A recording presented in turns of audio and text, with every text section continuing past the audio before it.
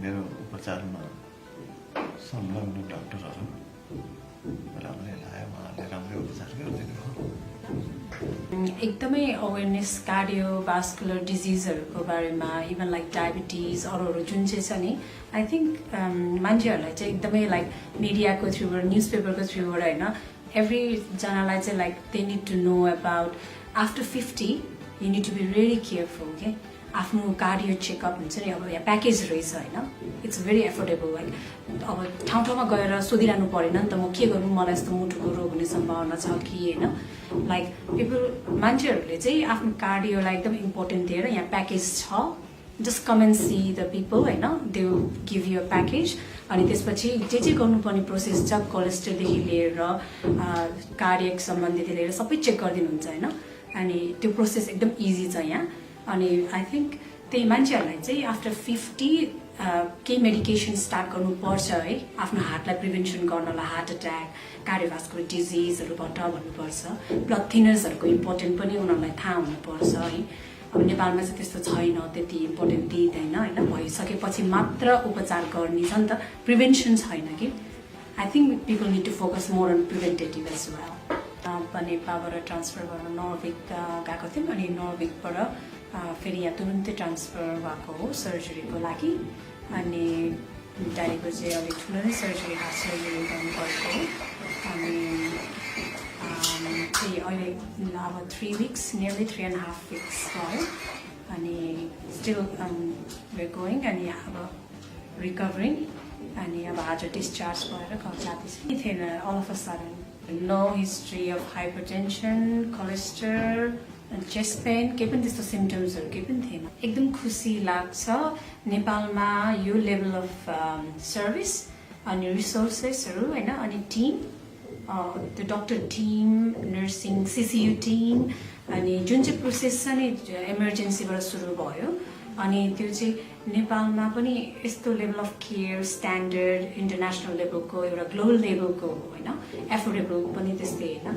अनि त्यो पाउनु चाहिँ आई थिङ्क हामी नेपालीहरू एकदम privilege, I feel very privilege होइन। मेरो daddy I think is very lucky. हामीलाई लाग्छ हामी राइट ठाउँमा आइपुगेर आज यो हामी फिल गर्दैछौँ होइन। म चाहिँ ब्रिस्बेनमा प्राइभेट हस्पिटलमा प्र्याक्टिस गर्छु होइन। अनि जब म आएको थिएँ डायग्नोसिस सुनेर म एकदम प्यानिक, म एकदम अनकम्फर्टेबल थिएँ। आई वाज थिङ्किङ मेबी अब कतै बाहिर लानुपर्छ त्यो डायग्नोसिस हेरेर। नेपालमा यस्तो केयर लेभल, यो स्ट्यान्डर्ड रिसोर्सेसहरू छ कि छैन, मलाई डाउट लागिरहेको थियो होइन। एन्ड देन जब म यहाँ आएँ, I met the team, doctor team, अनि त्यसपछि यहाँ रिसोर्सेसहरू हेरेँ होइन। अनि त्यसपछि चाहिँ अलिक ढुक्क भयो कि, लाइक सिसियुको त्यो settings and because I practised overseas होइन for 10 years and I could see all the स्ट्यान्डर्ड्सहरू त्यही अनुसार मिट गरेको छ होइन। And I was very happy के, like I thought yeah this is the right place. नमस्कार, म डक्टर बिजय राजबंशी, यस अस्पतालको मुटु शल्यक्रियाको चिफ सर्जन हो।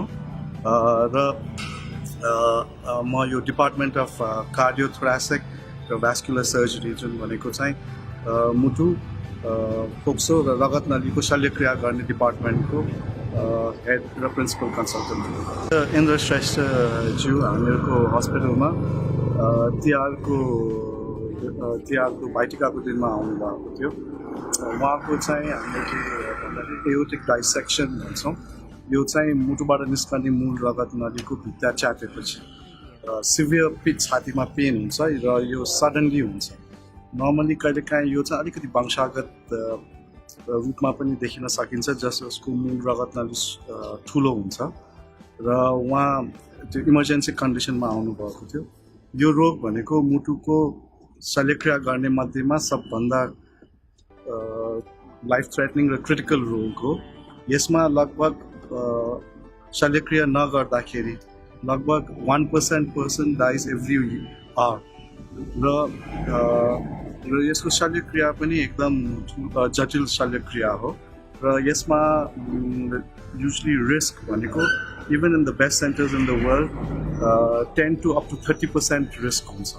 र उहाँको चाहिँ यो मूल रगत नलीको भित्ता च्यातेर मस्तिष्कमा सप्लाई गर्ने रगत नलीहरूमा पनि असर गरेको थियो र हामीले यो कम्प्लेक्स सर्जरी उहाँ हस्पिटल आउनुभएको within 2 hours we had set it up र we had to operate the whole night we started at around 12 o'clock and then we finished at around 7 o'clock अनि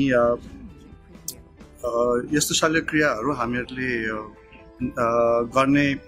गर्न सक्छौँ यहाँ र यहाँ यस्तो शल्यक्रियाको लागि चाहिने जुन उपकरणहरू छ र जुन प्रविधि छ र ट्रेन म्यान पावर अभाइलेबल छ र यसले गर्दाखेरि उहाँ जस्तो यस्तो एकदम क्रिटिकल रोग लिएर आउनुभएको बिरामीलाई हामीहरूले यस अस्पतालमा उपचार गरेर उहाँलाई चाहिँ हामीहरूले घर पठाउन सफल भयौँ र हामीहरू यस केन्द्र र यस इन्स्टिट्युसनमा यस्ता बिरामीहरू र अरू मुटुको शल्यक्रिया गर्नलाई हामीहरूको टिम अभाइलेबल छ र गर्न हामी तयार पनि छौँ। नेपाल मेडिसिटी हस्पिटल नक्खु ललितपुर 4217766 अब राष्ट्र सेवामा समर्पित।